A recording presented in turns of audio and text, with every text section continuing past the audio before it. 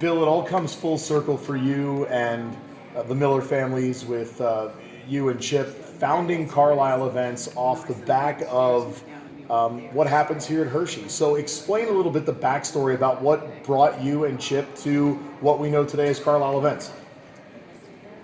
Well, Chip and I met in 1971, and we became fast buddies. We both had the same last name, and everybody thought we were brothers. No matter where we went or what we did, we got introduced us, the Miller boys. So everybody thought we were related, even though we weren't. But we were at Hershey for the fall event in 1973, and the Milestone Car Society wanted to have a car in their booth that would be something that would attract people into their booth. And Chip had a 1954 Corvette for sale, and we had the car in the booth, and he had a for sale sign on the car, and an official came by and said that we weren't allowed to sell the car because it was a used car, it was not an antique car. And unbeknownst to us, they had to be 1939 or older at that time, and this car was 20 years old. And when you're in your 20s, you think a 20-year-old car is kind of old. So we were asked to leave and take the car out, and we did just that. Came back in, and as we wandered around the grounds, Chip said, "Isn't it a shame there was a place we could take cars that we liked?" And that's how it all started.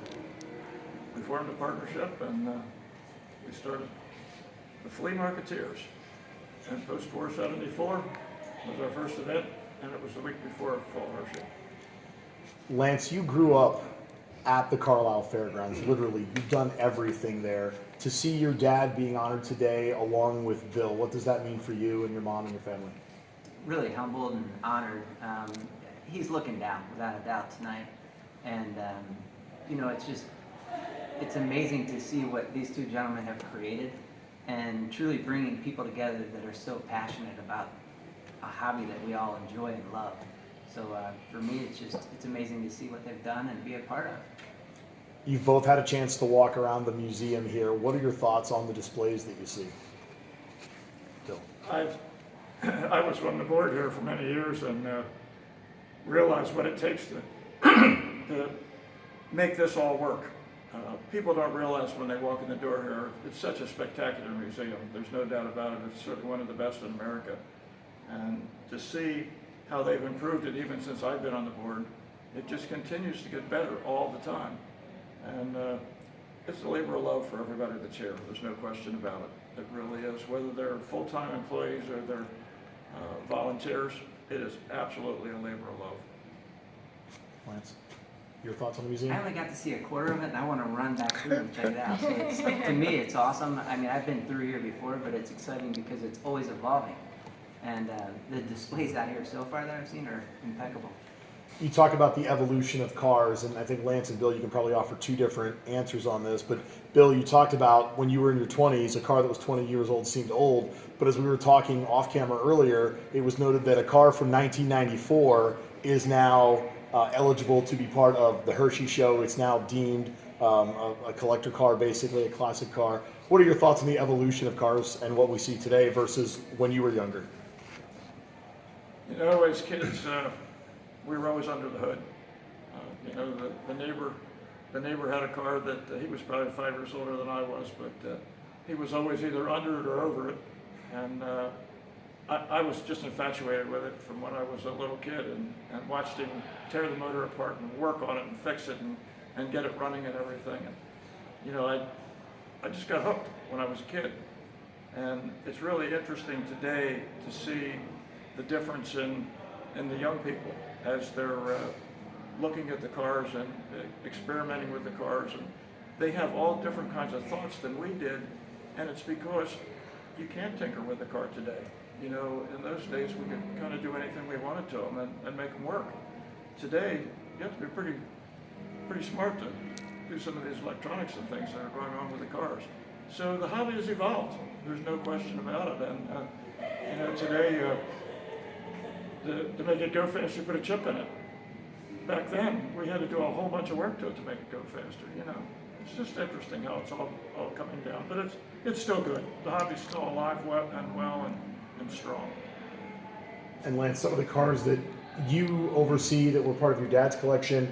They're classics, but the cars that you're into now, Ford GTs, the modern day Corvettes. What are your thoughts on the technology today versus the old school cars? I've always embraced technology, so I love that aspect of it. Simply due to the fact it's always evolving and getting stronger. And I love horsepower, just like any other gearhead. And quite frankly, the horsepower is out of this world right now. And it continues to move forward. It's unbelievable. You're looking at cars that people are getting that are newer vehicles running in the 8-second quarter-mile range, which is insane. I mean, think about that. Think about back in the day. Would you ever see that? There's no way. No way. So it's great to see it all evolve. As you prepare for the award tonight, what are your thoughts going into this evening's ceremony? Well, it's certainly an honor. There's no question about it. This is the 45th anniversary for Carlisle Benz. And, I always told everybody I was 12 when we started the shows, but of course that's not working anymore. When you're honored by the people that you know and associate with all the time, it's very much a great honor. It's like I said earlier. It's just nice to know that they are being honored, and quite frankly, they deserve it. They work their tails off their entire life doing something that they're very passionate about, and it's great to see them, get the accolades with it. It's nice. I know my dad's looking down, smiling. Bill, what are some of your memories, your favorite memories from the first couple shows, first couple Carlisles? Rain. But the people still came. It was really interesting. The first show, we had pretty good weather, and we had about 600 vendor spaces, and we had about 6,000 people that came through the gates. And the second year, it rained every day, and the third year, it rained every day. But you know what? Everybody was having such a good time, they came back, and it just continued to grow from then on. That was amazing. I started coming, by the way, in '76. So I camped out on the streets of Carlisle and came in for a few days. It was great, absolutely great. What were some of the memories? I know you had the wood grandstand, you had the chicken barbecue going. Yes, we did. We didn't have as many food stands in those days, and we had somebody that came in and did our chicken barbecue. Mm-hmm. And we always called it the world famous Carlile Chicken. And everybody loved it. It was fantastic. $1.75 for a quarter chicken and a potato was delightful, and a roll. And applesauce. Oh, that's right. That's right. I forgot about the applesauce. That was great. And a napkin. Ah, yes. And the grease. You can't forget the grease.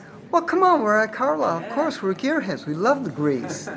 So, actually, chicken was not greasy. It was good. It really was very good. Very good. When did you really start turning the corner, and when did it become that monster that Carlisle is today? 1977 was the first spring show. Mm-hmm. And it took off like a rocket. And we actually started a summer event because spring and fall were both sold out. But I'd say 77 was when it really took off big, and it got to the point where we were running out of space. Mm-hmm. And there's 8,100 flea market spaces, mm-hmm. and we have 1,500 car spaces in the car corral, and we used to recycle car corral spaces because people would sell their car, and we'd give them half their money back and put another car in. Oh, that's great. There was so many cars that were waiting to get into the car corral. That's amazing. I remember is that people would hand their spaces down from they'd hang on to everything to get into spring Carlisle and also fall. Those were the two biggies. Then you started expanding into more shows. You have now, of course, extremely successful Corvette Show. That's your baby, Lance? Yep. Well, it was more my dad's baby, so I just got to ride the coattails of that one. But I love the Corvette aspect of it. And I love all the specialty shows, really. Mm-hmm. We're fortunate that's what it evolved into. So. You have the import, you have the truck show. Truck show is great. Oh, Chrysler Mopar's off the hook. Ford this year was phenomenal, absolutely phenomenal. And if you ever want to see weird imports, come to the import show. We do get them. Oh, that's for sure. The Citroën parade was phenomenal, absolutely phenomenal. So that's great stuff. Any other thoughts on developing or any surprise that you had in developing the uh, Carlisle events? I mean, as far as the new show's concerned, No, just in general, back in the 70s and 80s. Was there anything that you really stands out in your mind on those go-go growth years? you know, we've kind of had it all at the fairgrounds. There's no two ways about it. We've had every kind of weather situation you could think of. I know the one Corvette show, when we honored the 59 Corvette, 57 Corvette, you know, all those cars that were in that tent, and the tent came apart and poles were flying everywhere. But you know, everybody understood. It was just, you know, an act of God. It wasn't anything that the fairgrounds had to do with. And we worked through and helped everybody make things happen and get their cars back together and whatever. But over the years, the best part of the whole thing is the cars only bring the people together. That's what it's all about. Every car has a story, and every person has a story. And you never tire of hearing car stories and people's stories when you're in Carlisle. That's wonderful. Yeah, the people are the best, absolutely the best. Because how many times have you walked by stands as on the honor system? Leave your money here, take your part. I mean, it's great. And people just pitch in if there's a problem on the field. The staff is right there. Unbelievable, unbelievable. And you're there year round, which is great. Except for when you're in Florida. The car people are absolutely the best people you could deal with. You know, 500,000 people come through that fairgrounds every year. We have no problems. You know, in 45 years, maybe we've had, Very good. maybe we've had a handful of problems that we'd have to get somebody involved with. Otherwise, our security handles it or whatever. But, you know, 99% of the car people you would take home with you. They're that good of people. That's great. That is great. Well, we wish you another 45 years of success and second and third generation. Do you have a third generation coming up? Is Ellie? Ella Corvette Miller. Very good. Very good. Will she be taking over? Time will tell.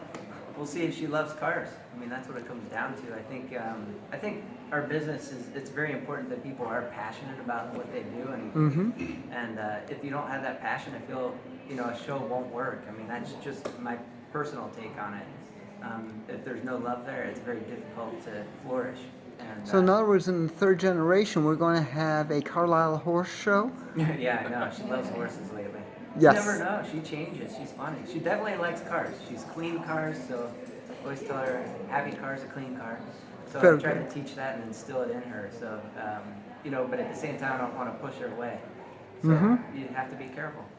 Let her develop on her own. But you're doing a fine job. She's really growing up quite nice. So Yeah, she's a sweetie.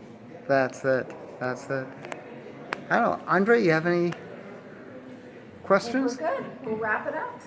I guess we'll wrap it up. Let's look at a couple more cards Yeah, there you before he go. has to go down. Wonderful. This is Pam from NortheastWheelsEvents.com at the 2019 Night at the Museum at the AACA Museum, world-class museum over here in Hershey on the weekend or the Holy Week of Hershey. I'll see you at the shows.